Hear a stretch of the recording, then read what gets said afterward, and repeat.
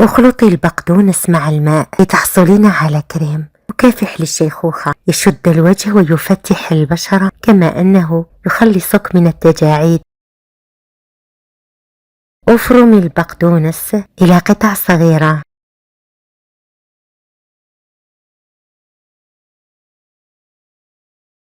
ضعيه في قدر الطبخ.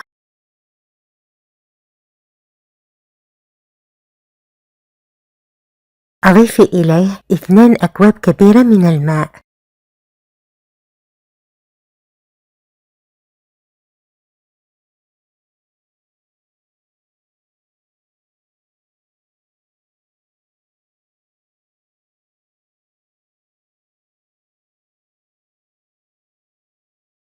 اطبخيه على نار ضعيفة واستمري في خلط المكونات.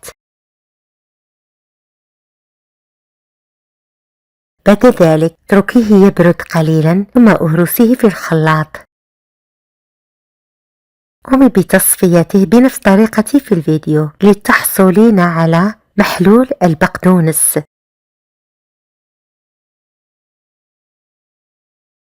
ضعيه في قدر الطبخ مرة ثانية.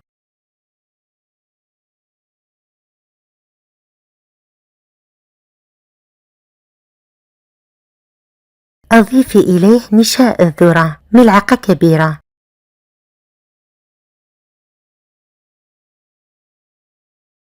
اخلطي المزيج جيدا وهو بارد.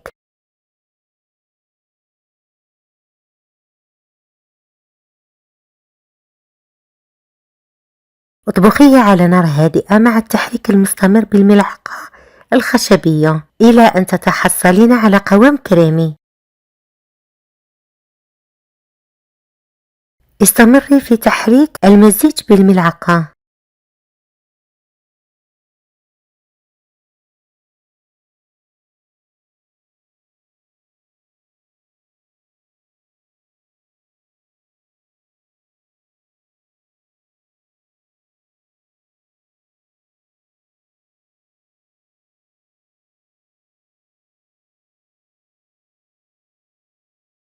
بعد ذلك ضعيه في وعاء.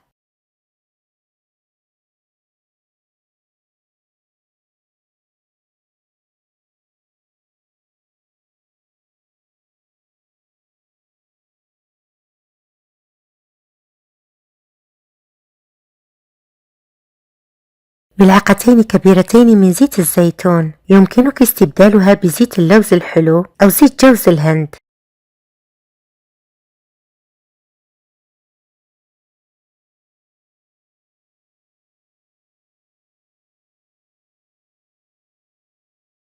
اخلطي جيدا الكريم. ضعيه في جرة صالح للاستعمال أسبوع. ضعيه في الثلاجة طبعا.